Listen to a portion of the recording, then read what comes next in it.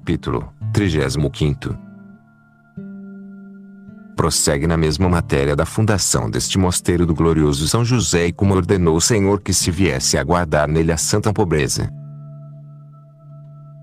Diz porque voltou de casa daquela senhora em que estava e algumas outras coisas que lhe sucederam.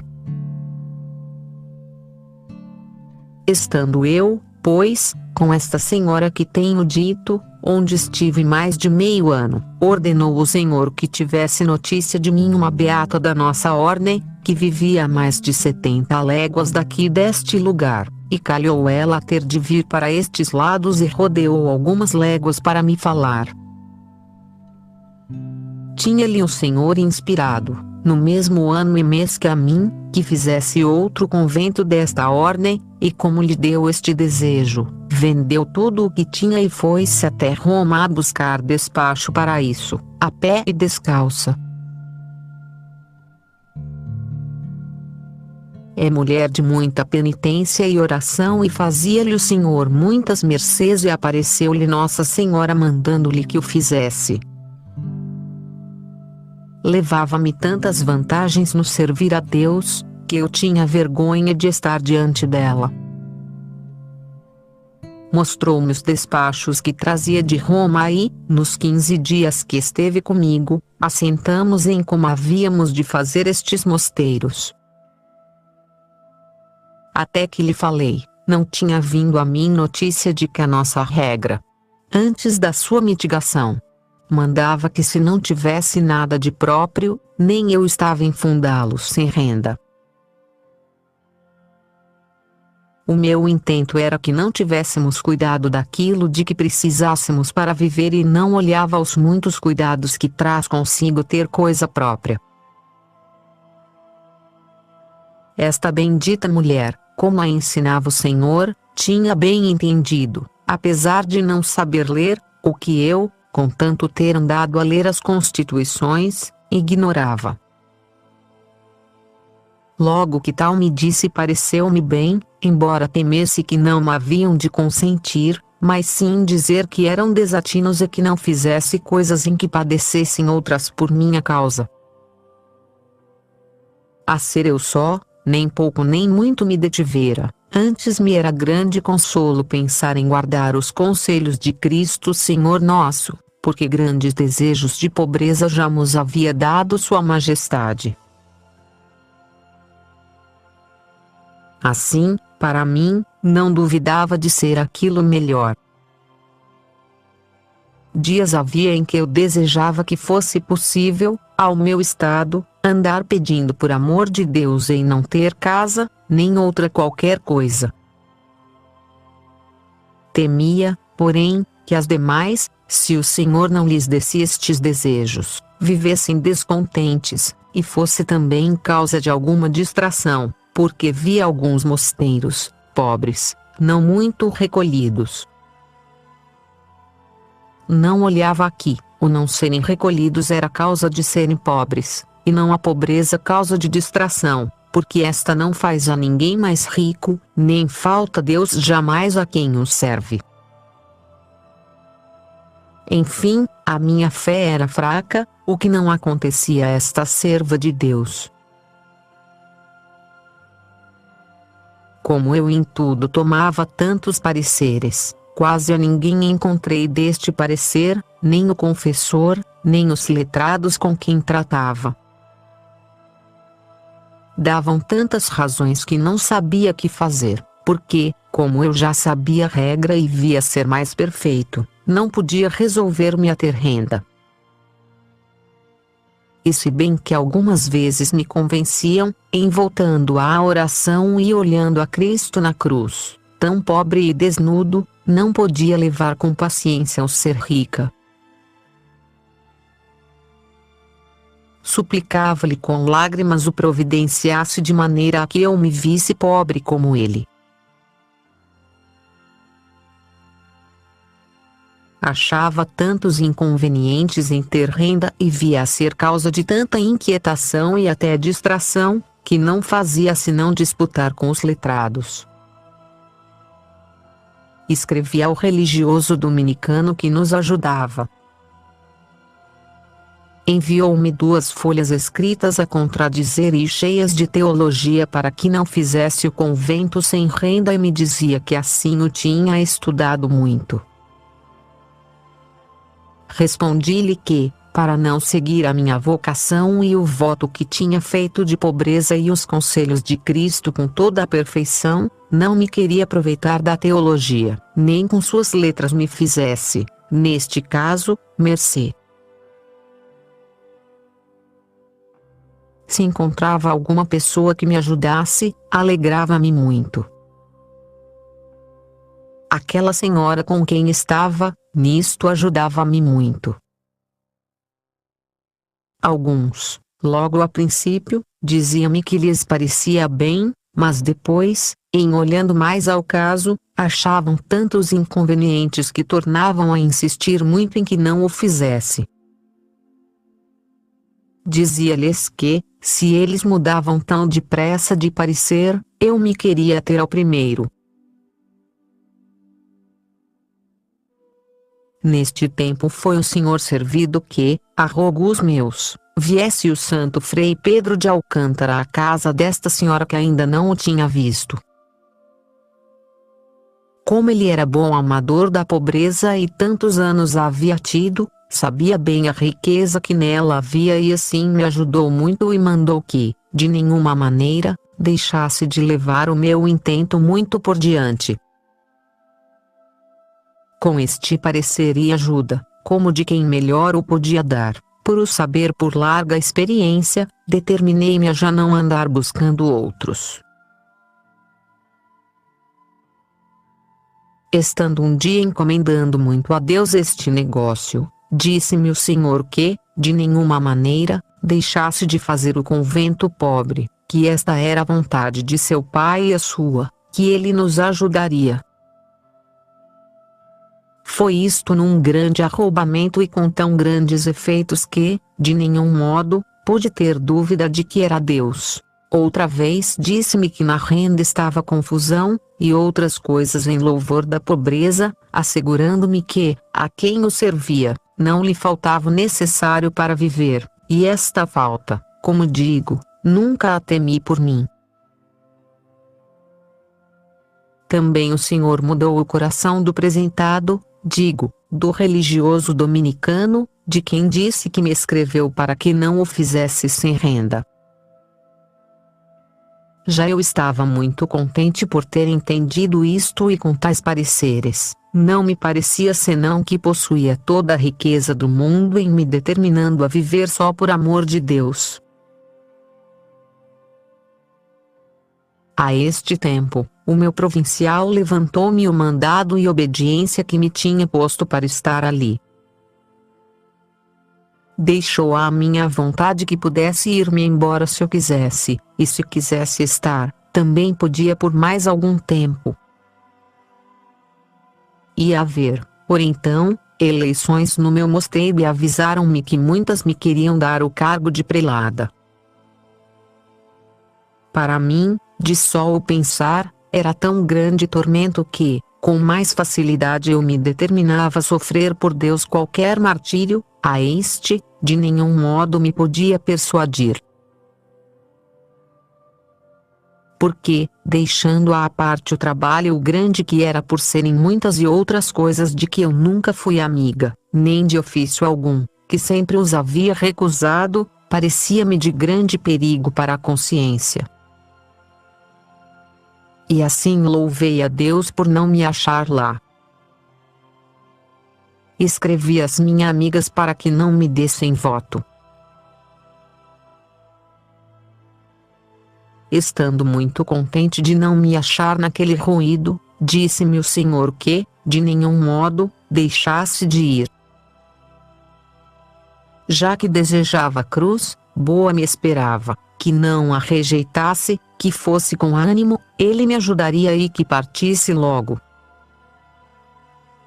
Afligi-me muito e não fazia senão chorar, porque pensei que cruz seria o ser prelada e, como digo, não podia persuadir-me, de nenhuma maneira, que fosse um bem para a minha alma, nem via termos para isso. Contei-o ao meu confessor, mandou-me logo que tratasse de ir, pois era claro ser maior perfeição, mas, porque fazia grande calor, e bastava achar-me lá para as eleições, que me ficasse ainda uns dias para que me não fizesse mal a jornada. Mas, como o Senhor tinha ordenado outra coisa, teve de se fazer. Era grande o desassossego que trazia em mim e o não poder ter oração, parecendo-me que desobedecia ao que o Senhor me tinha ordenado, que por estar ali a meu prazer e com regalo, não me queria ir oferecer ao trabalho. Tudo não era, pois, mais que palavras para com Deus. Podendo estar onde era de maior perfeição, por que motivo havia de deixar? Se morresse, que morresse. E, com isto, um aperto de alma, um tirar-me o Senhor todo o gosto na oração.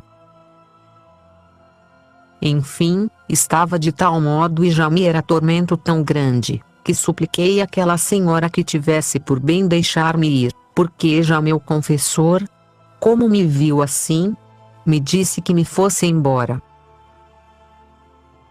Também a ele o movia Deus como a mim. Ela sentia tanto que a deixasse, que era outro tormento, pois tinha-lhe custado muito alcançar licença do provincial, com importunações de muitas maneiras. Tive por grandíssimo favor ela querer aceitar as boas, pelo muito que o sentia. Mas, como era muito temente a Deus, e eu lhe disse que se lhe podia prestar grande serviço com a minha ida e outras muitas coisas, e dei-lhe esperança de que era possível torná-la a ver, ela, embora com muita pena, assim o teve por bem. Já eu não a tinha de me vir embora, porque, entendendo que uma coisa era de maior perfeição e serviço de Deus, com o gozo que me dá contentá-lo, passei pela pena de deixar aquela senhora que tanto eu via sentir a minha partida e a outras pessoas a quem devia muito, em especial a meu confessor, que era da companhia de Jesus, e com o qual me achava muito bem. Mas, quanto mais consolações eu via que perdia pelo Senhor, mais contento me dava de as perder. Não podia entender como isto era, porque via claramente estes dois contrários, gostar e consolar-me e alegrar-me do que me pesava na alma. É que eu estava consolada e sossegada e tinha vagar para ter muitas horas de oração. Vi que me vinha meter num fogo, pois já o Senhor me tinha dito que vinha padecer grande cruz, embora nunca eu pensei o fosse tanto, como depois experimentei. E, contudo, vim alegre e estava impaciente por não entrar logo em batalha, pois o Senhor queria que a tivesse. Assim Sua Majestade enviava-me o esforço e o incutia na minha fraqueza. Não podia, como digo, entender como isto podia ser. Veio-me ao pensamento esta comparação: possuindo uma jóia ou coisa que me desse grande contento, depara-se-me saber que eu desejo uma pessoa a quem quero mais do que a mim mesma e mais desejo contentá-la do que a minha própria satisfação. E assim dá-me tão grande prazer o ficar sem a jóia, a fim de contentar aquela pessoa, como me dava o possuí-la. E, como este prazer de contentá-la excede o meu mesmo prazer, tira-se-me a pena da falta que me faz a jóia ou daquilo que amo e de perder a satisfação que me dava. Assim aqui, embora quisesse ter pena, por ver que deixava pessoas que tanto sentiam apartar-se de mim, o que, no outro tempo, me bastara para me afligir muito, por ser eu de minha condição tão agradecida, agora, ainda que quisesse ter pena, não podia. Importou tanto o não tardarem nem mais um dia para o que tocava ao negócio desta bendita casa, que não sei como se poderia concluir se eu então me demorasse. Ó, grandeza de Deus! Muitas vezes me espanto, quando considero e vejo quão particularmente queria Sua Majestade ajudar-me para que se efetuasse este cantinho de Deus, pois creio que o é, e morada onde Sua Majestade se deleita, como uma vez, estando eu em oração, me disse que esta casa era para ele paraíso de deleite. E assim parece Sua Majestade ter escolhido as almas que trouxe para aqui, em cuja companhia vivo com tanta confusão. Nem eu as soubera desejar tais para esta vida de tanta austeridade, pobreza e oração. E levam-na com uma alegria e contento tal, que cada uma se acha indigna de ter merecido vir para este lugar. Em especial, há algumas que o Senhor chamou de entre muita vaidade e galas do mundo, onde poderiam estar contentes conforme suas leis, e tem-lhes dado o Senhor aqui tão dobrados gozos, que elas claramente reconhecem ter-lhes dado 100 por um do que deixaram e não se fartam de dar graças à Sua Majestade. A outras, tem Ele mudado de bem para melhor. As de pouca idade dá fortaleza e conhecimento para que não possam desejar outra coisa e entendam que, ainda mesmo cá embaixo, é viver em maior descanso ou estarem apartadas de todas as coisas da vida. As que são de mais idade e com pouca saúde, dá forças, e lhes tem dado, para poderem levar a aspereza e penitência como as outras. Ó Senhor meu, como mostrais que sois poderoso! Não é mister buscar razões para o que vós quereis, porque, por sobre toda razão natural, fazeis as coisas tão possíveis que dais bem a entender que mais não é preciso, senão amar-vos deveras e deveras deixar tudo por vós, para que vós, Senhor meu, façais tudo fácil. Aqui bem se pode dizer, fingis trabalho em vossa lei? Porque eu não o vejo, Senhor, nem sei como é estreito o caminho que a vós leva. Caminho real, vejo que é, e não senda, caminho onde, quem nele entre de verdade, vai mais seguro. Muito longe estão os recifes e despenhadeiros para cair, porque estão longe das ocasiões. Sende ruim e caminho apertado chamo eu aqui, de um lado tem um vale muito profundo onde se pode cair, e do outro um despenhadeiro. Ainda mal se descuidam, os que por aí seguem, quando se despenham e fazem em pedaços. O que vos ama de verdade, bem meu, vai seguro por caminho largo e real.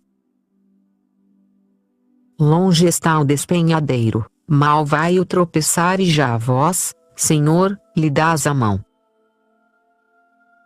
Não basta uma queda, nem muitas, para se perder, se vos tem amor e não as coisas do mundo, pois vai pelo vale da humildade. Não posso entender o que é que temem de se meterem no caminho da perfeição. O Senhor nos dê a compreender, por quem é, como é má a segurança em tão manifestos perigos como são os de andar arrastado pela corrente do mundo, e como a verdadeira segurança está em procurar ir muito adiante no caminho de Deus. Olhos fixos nele e não haja medo de que se ponha este sol da justiça, nem que nos deixe caminhar de noite para nos perdermos, se nós primeiro não o deixamos a ele. Não temem andar entre leões? E parece cada um querer levar um pedaço? que são as honras e deleites e coisas semelhantes a que se chama no mundo contentamentos, e aqui parece que o demônio faz temermos aranhos. 1000 vezes me espanto e 10.000 quereria fartar-me de chorar e dar vozes e dizer a todos a minha grande cegueira e maldade, para que aproveitasse um pouco para eles abrirem os olhos. Abra-nos aquele que o pode, por sua bondade, e não permita que se tornem a cegar os meus. Amém.